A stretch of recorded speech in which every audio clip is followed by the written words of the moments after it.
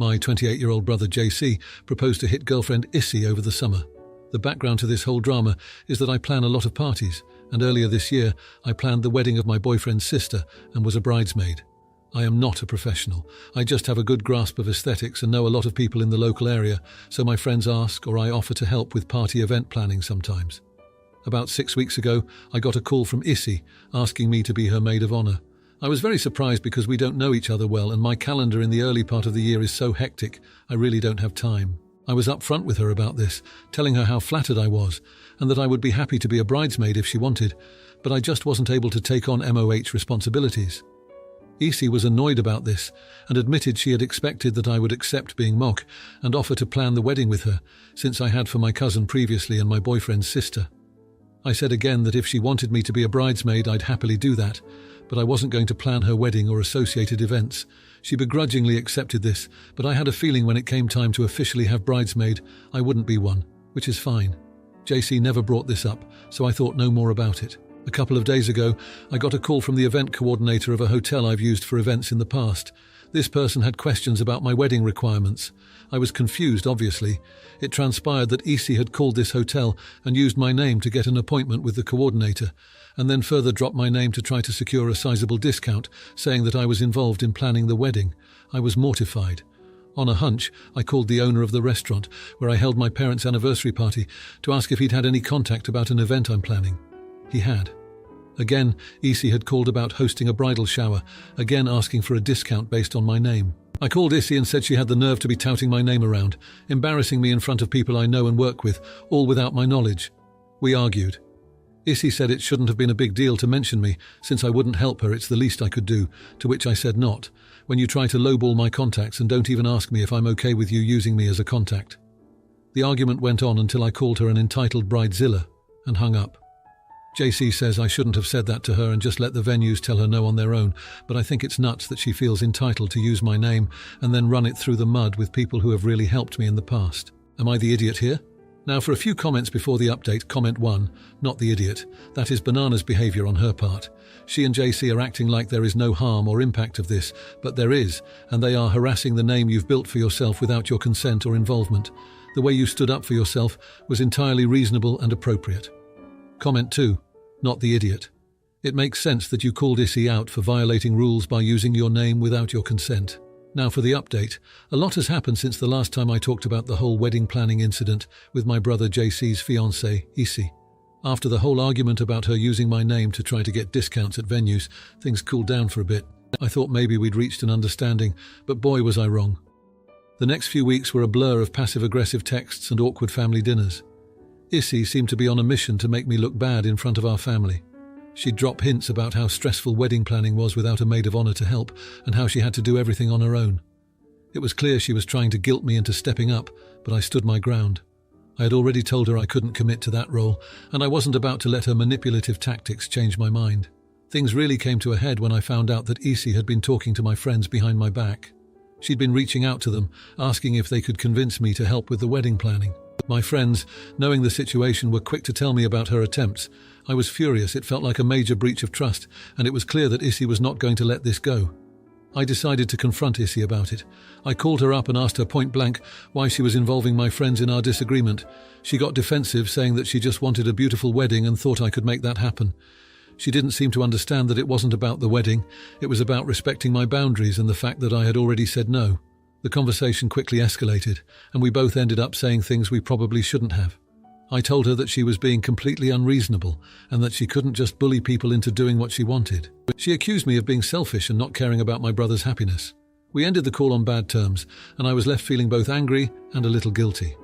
JC, caught in the middle of all this, tried to play peacemaker. He asked me to just let it go and help out for the sake of family harmony. I love my brother, but I felt like he wasn't seeing the whole picture. It wasn't just about the wedding, it was about Issy's disrespect and entitlement. I told him that I couldn't just brush everything under the rug and pretend like everything was fine. The tension between Issy and me started to affect other family relationships.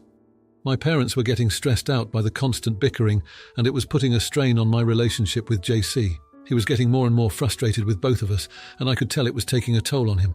Despite all the drama, the wedding planning continued.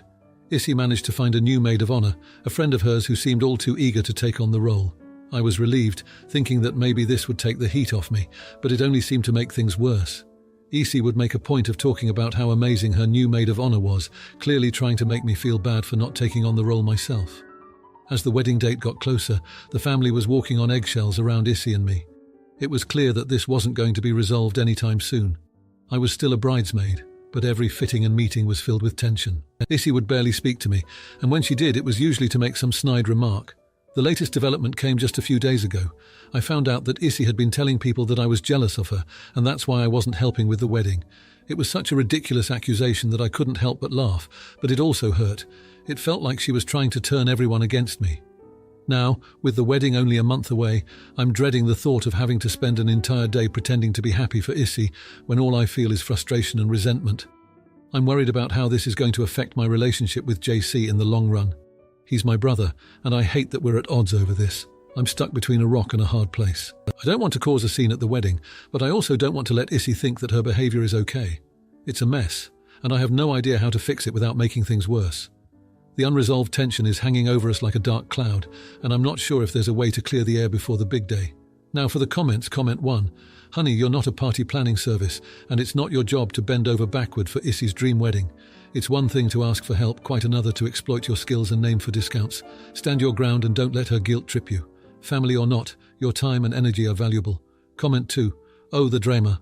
Look, you're not the wedding fairy here to sprinkle magic on Isi's big day. If she wants a discount, maybe she should try a coupon book, not your reputation. Keep your chin up and maybe invest in some popcorn for the next family gathering. It's going to be a show. Now for the next story. I came home to my husband trying to put back together a book I had left. It was flimsy, and a couple of pages had already fallen out. He kept apologizing and said he didn't mean to ruin the book. I told him the pages had already fallen out, and it wasn't his actions that caused it. I asked him why he was acting this way and what caused this change. I'd always liked romance novels, but he only recently changed, after we moved into a studio from a 2-bedroom. He admitted he was annoyed that I spent so much time away from him with my romance novels. When he had a more demanding job and I was in my work-from-home office, he didn't actually see how much time I read. To him, it felt like I chose romance over him. He was the type to write love letters and do things for his partners, but after 2 ex-girlfriends cheated on him, he lost that part of himself. He said it was nice when we met because I didn't ask for romantic things, but the more he sees me engrossed in romance, the more he feels that I want romance, just not with him. He said that sometimes it felt like I didn't love him because we weren't the kiss good morning, say I love you every day kind of couple. He says I only say it back to him after he says I love you. But then he remembers the things I did. From putting socks on his feet when he slept and getting him takeout from his favourite restaurant, to moving across the country for him and tutoring him after he went back to college. Big and small things, and remembers that I do love him. Then it makes him feel guilty. I asked him what he wanted me to do. He said he didn't know. He apologised for the book thing and said he didn't really want to throw them away. He was just frustrated and hurt. Original post, I love romance. To be clear, I don't enjoy self-inserts or wish fulfillment romance where I'm the target. I love reading about 2 individuals falling in love and the idea of eternal love. I read a lot of romance books. I also enjoy yosei manga, webtoons, comics and short stories. My husband recently started having an issue with my romance items. He says they are in the way. I keep my books on one bookshelf. I have my own iPad, though I prefer physical books. I have my own library card and account. I do my half of the chores, pay my half of the bills and do my part around the house. The romance books are not affecting his life in any way, but he hates them. He made a comment about throwing them out and having a fresh start. So I bought a small cabinet dresser with a lock on it from Amazon and locked up all of my novels. My husband tried opening the door of one and found out it was locked. Now he is upset and guilt-tripping me, saying that I don't trust him and that I care more about my romance novels than him. Assignments? Now for a few comments before the update. Comment 1. Not the idiot. Your husband shouldn't be thinking of throwing out things that belong to you, no matter what percentage of the bills either of you pay, especially without talking to you or getting your permission. And the fact that he knows that the cabinet is locked is a pretty damning sign that he was seriously thinking of following through with his threat, so you were right in not trusting him. Comment 2. Not the idiot. It feels like he is threatened by the romance novels in some way, which is definitely odd. He should probably consider some internal reflection as to why you reading romance novels bothers him so deeply. Now for the update. A lot has happened since the last time I talked about the situation with my husband and my romance novels. After our heart-to-heart, things started to shift in our tiny studio apartment. The air felt less tense, and we began to navigate our shared space with a new understanding of each other's feelings. In the days that followed, my husband made a conscious effort to show his interest in my hobbies. He asked me about the stories I was reading, and to my surprise, he even sat down with me one evening to listen as I read aloud from a particularly gripping chapter. His attention wasn't perfect. He'd occasionally get distracted by his phone, but the effort was there, and it meant the world to me. I, on the other hand, started to make small changes too. I made sure to carve out time during the day when I would put my books down and focus solely on us. We began to have our meals together without any distractions, talking about our day, sharing jokes, and discussing future plans. It was during one of these meals that he brought up the idea of setting up a little reading nook for me. He suggested that we could rearrange the furniture to create a cozy corner where I could keep my books and read without feeling like I was isolating myself from him. The gesture was touching, and it sparked a weekend project. We moved around our limited furniture, and with a bit of creativity, we managed to set up a small but inviting space by the window. He even installed a shelf that was just for my romance novels, so they were no longer in the way, but had their special place in our home. As we worked on this project together, we laughed and bickered playfully, a reminder of the early days of our relationship. It was during these moments that I realized how much I had missed this side of him, the side that enjoyed doing things for his partner. It was clear that he was trying to find his way back to being that person, and I was more than willing to encourage him. One evening after we had finished setting up the nook, he surprised me with a handwritten letter. It wasn't a grand love letter, but it was sweet and sincere. He wrote about how he appreciated the things I did for him, the socks on his feet, the takeout from his favorite restaurant, and how he recognized those as my expressions of love. He apologized for not seeing them for what they were before. This small act of writing a letter seemed to reignite something in him. He started leaving me little notes in the morning, a simple, "Have a great day," or "I love you," scribbled on a post-it note stuck to the fridge. It was a small thing, but it was his way of saying good morning and reminding me of his love in his own way. I reciprocated in my own fashion. I made sure to say "I love you" first sometimes, to kiss him goodbye when he left for work, and to greet him with a hug when he came home. I realized that while actions are my love language, words were his, and I needed to speak his language too. The tension that had once filled our studio apartment began to dissipate. We were learning to balance our needs and wants, to communicate better, and to show our love in ways that the other could understand and appreciate. One night, as we lay in bed, he turned to me and said, "I'm sorry for how I acted about your books.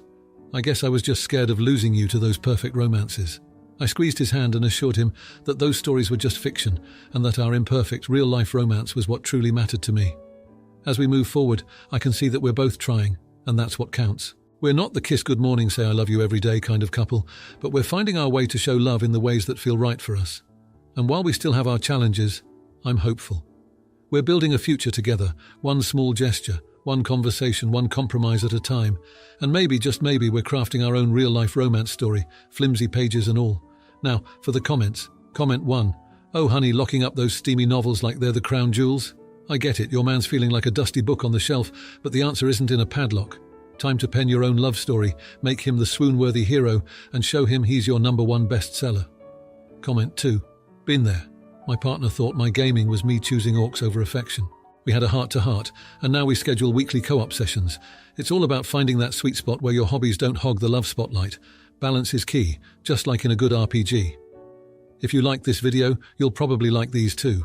Also, while you're here, please consider subscribing. It's your support that keeps this channel alive and allows me to make better and longer videos. Have a great day.